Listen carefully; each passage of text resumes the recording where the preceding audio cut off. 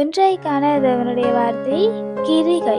யாக்கோபு 2ஆம் அதிகாரம் 24ஆம் வசனம் சொல்லுது, மனுஷன் விசுவாசத்தினாலே மாத்திரமல்ல கிரியைகளினாலேயும் நீதிமான்களாக்கப்படுகிறான் என்று நீங்கள் காண்கிறீர்களே. கிரியைகள் இல்லாத விசுவாசம் செத்ததென்று வேதாகமத்துல சொல்லப்பட்டிருக்கு. மனுஷன் விசுவாசத்தினால் மாத்திரமல்ல கிரியைகளினாலும் நீதிமான் ஆக்கப்படுகிறான் என்று இந்த வசனம் சொல்லுகிறது. அப்படி கிரியைகளினால் நீதிமானாக்கப்பட்ட ஒரு நபரை குறித்து நாங்கள் வேதாகமத்தில் பார்க்கலாம். அதாவது ராகாப். ராகாப் தேவன் மேலே வைத்திருந்ததான விசுவாசம், தேவனை குறித்ததான எண்ணம், தேவன் மீதான அவாவுக்கு இருந்த பயம் என்று எல்லா காரியமுமே அவாவை நீதிமான ஆக்குகிறது.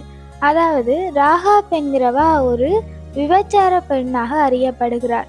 ஆனால் அவா தேவனாலே யூதா கோத்திரத்தில் கொண்டு வந்து வைக்கப்படுகிறார். அதாவது இயேசு எந்த கோத்திரத்தில் பிறந்து வந்தாரோ அதே கோத்திரத்தில் ராகாப்பும் இருக்கிறார். அப்படி ஒரு விபச்சார பெண்ணாக அறியப்பட்ட ராகாப்பை ஒரு உயர்ந்ததான இடத்துல கொண்டு வந்து தேவன் வைக்கிறதற்கான காரணம் அவாவினுடைய கிரிகை.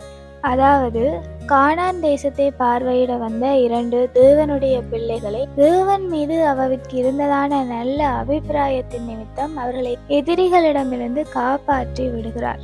இந்த இடத்தில் ராகாபினுடைய கிரியை செயற்படுகிறது. இவ்வாறு ராகாப் தேவன் மீது வைத்திருந்ததான விசுவாசத்தை கிரியை மூலம் வெளிக்காட்டுவதன் நிமித்தம் தேவன் அவாவை உயர்ந்த இடத்தில் வைக்கிறார்.